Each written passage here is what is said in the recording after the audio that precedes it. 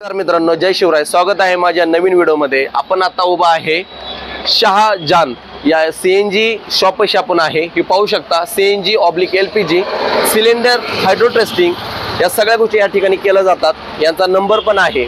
मला तुम्हाला सांगायला आनंद वाटतो की बऱ्यापैकी आता कंपनी फिटेड सीएनजी गाड्या निघलेल्या आहेत, पण नॉन कंपनी फिटेड सीएनजी किटमध्ये काय प्रॉब्लेम असतात, त्याचा फायदा पण आहे, काय तोटे पण आहेत, किंवा सीएनजी बसवताना कोणत्या गाडीची काळजी घ्यायची, किंवा ती जी टाकी असते ती टाकी कोणत्या मटेरियलची आहे, किंवा त्याच्यामध्ये सीएनजी फ्यूल कसं आहे, या सगळ्या गोष्टी यामध्ये होणार आहे.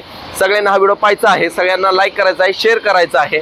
तर बघू शकता या ठिकाणी आता बारामती नीरा रोडला ह्यांचं शॉप आहे.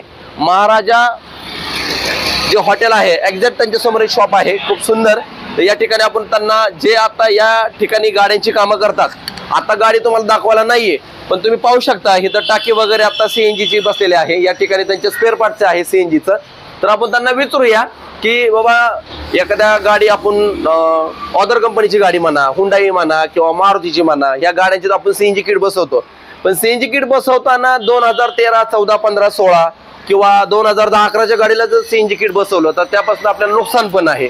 फायदा तर आहे, तुम्हाला मायलेज मिळणार आहे, पण नुकसान काय आहे ते आपण त्यांच्याकडून जाणून घेणार आहे. तर चला जाऊया.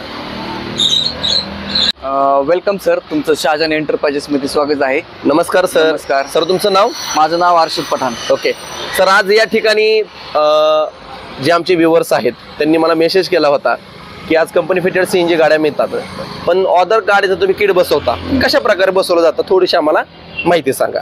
या सर, ऑदर फिटिंगला आपण पासिंग वाला सुद्धा किट टाकू शकतो. फक्त आपण ज्या ऑदर फिटिंग गाड्या करतो त्यांची दर 3 वर्षाला हायड्रो टेस्ट करणं पण गरजेचं आहे.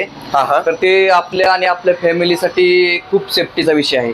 आणि तुम्ही किट बसवताना शक्यतो पासिंग वालेच किट बसवा, कारण पासिंग वाले किट बसवल्यानंतर तुम्हाला म्हणजे बाय चान्स तुमच्या गाडीचा ऍक्सिडेंट झाला तर तुम्हाला क्लेम वगैरे करायला प्रॉब्लेम येत नाही. अगदी बरोबर. आणि त्यावेळेस तुम्ही कंपनीत ब्रँडेड कंपन्यांची किट बसवा, जेणेकरून तुमच्या गाड्या व्यवस्थित चालतील, तुम्हाला काही प्रॉब्लेम येणार नाही. सर, आपल्याकडे आता कोणकोणते किट अवेलेबल आहे? आपल्याकडे लोवेटो आहे, HR आहे, के गॅस आहे. एक साधारणतः समथिंग प्राइस कशी असतात? प्राइस सर आता प्रत्येक गाडीवरती डिपेंडिंग आहे. BS4 गाडीला वेगळी प्राइस येते, BS6 गाडीला पासिंगला वेगळी प्राइस येते. तर समथिंग लोवेटो जर तुम्ही पकडलं तर BS6 असेल तर एक 65-60 हजाराच्या आसपास तुम्हाला ते संपूर्ण किट ब्रँडेड क्वालिटी. BS6 आणि हे BS मधला काय फरक आहे? किट साहेब पासिंग साठी तुम्हाला दोन्ही वेगवेगळे किट येतं. बरोबर आहे. BS4 जर आपण घेतलं तर पासिंग होत नाही का? होतं ते पण वेगळं किट येतं. BS6चं वेगळं किट येतं. वेगळं किट. दोन्हीच्या किट मध्ये अशी काय तफावत आहे की त्याच्या मटेरियल क्वालिटी कॉस्ट मध्ये? नाही, मटेरियल क्वालिटी मध्ये काही फरक नाही, पण प्राइस मध्ये फरक पडतो. ओके. BS4 ची प्राइस कमी येते आणि BS6 ची प्राइस जास्त येते. तरी साधारणतः किती डिफरन्स? साधारणतः आता लोवेटो मध्ये जर तुम्ही डिफरन्स घेतला तर एक 5-6 हजारचा फरक पडून जातो. 6 हजारचा फरक पडतो.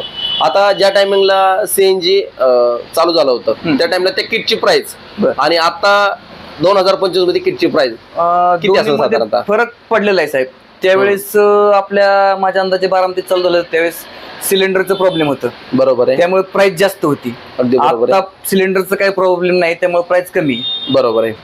बरं, आता माझा हा दुसरा प्रश्न राहील की समजा मारुतीची गाडी आली तर ती गाडी तुमच्या इथं कामाला सोडल्यानंतर तुमचं काम कसं चालू राहतं? सीएनजी काम सर आम्हाला 1 ते 1.5 दिवस टाइम लागतो. बरोबर. कारण वेळ घेऊन आपण ते काम करतो आणि परत काही प्रॉब्लेम येणार नाही याची दक्षता घेऊन 30-40 किलोमीटर ट्रायल घेऊन आपण ते गाडी 40 किलोमीटर तुम्ही गाडीची ट्रायल घेता स्वतः. ओके.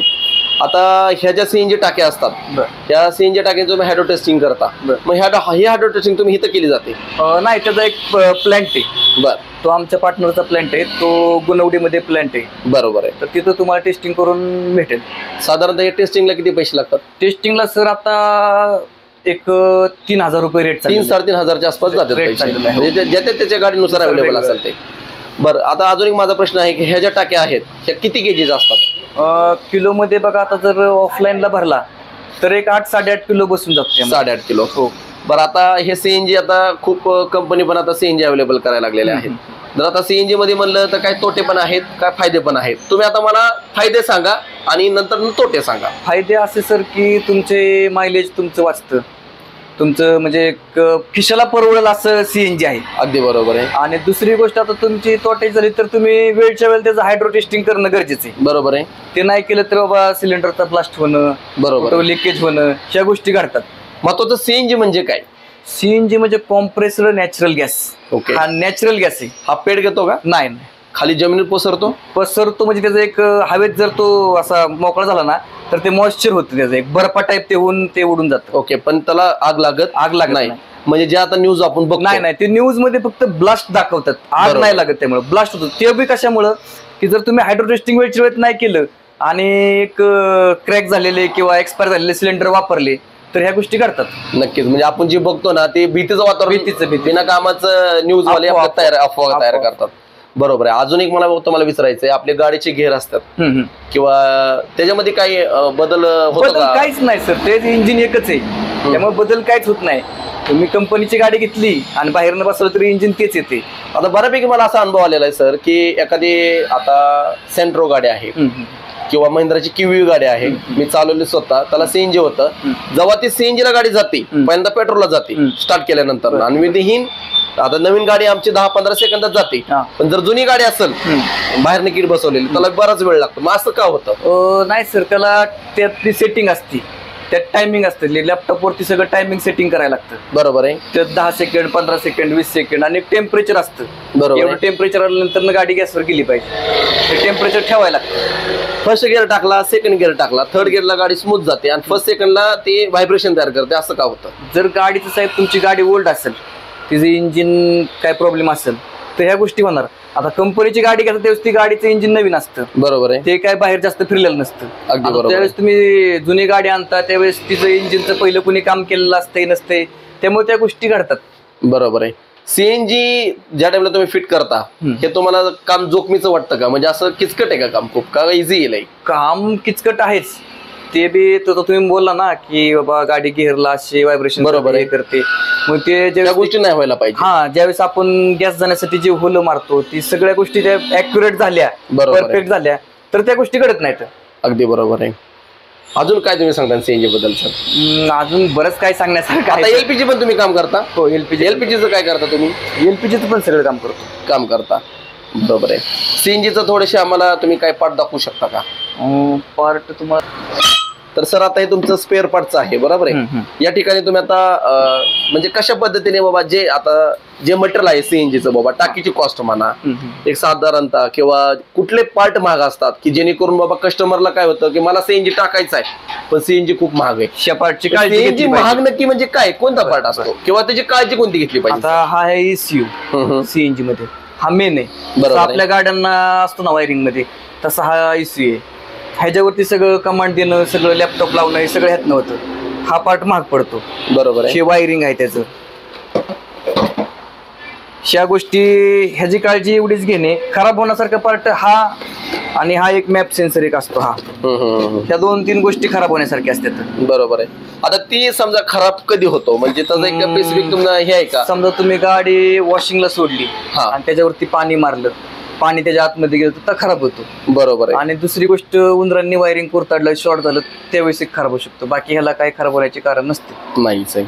ओके. तर पाहू शकता सीएनजीचे पार्ट्स आहेत. आणि टाकी आहे का तुमच्याकडे? आता नवी टाकी, ओल्ड टाकी काय आहे का दाखवायला? ते दाखवा बरं जरा. तर सर ही टाकी आहे सीएनजीची, ही किती केजीची टाकी आहे? ही 12 केजीची टाकी आहे. 12 किलो. 8-8.5 किलो गॅस बसतो. बरं. आता हे नॉब आहे, या नॉबचं फंक्शन आणि नॉब खराब होण्याचे काही चान्सेस? नॉब शक्यतो तरी खराब होत नाही सर. ओके. आता ही जी टाकी आहे ही ओल्ड टाकी आहे. ही ओल्ड नाही, ही न्यू टाकी आहे. ओके. ही ओल्ड आहे. अच्छा, ही न्यू टाकी का? ओके. ही कोणत्या कंपनी टाकी आहे? ही रामा कंपनीची टाकी. रामा कंपनीची. ओके. त्या कंपनी साधारणतः काय कोण जाते?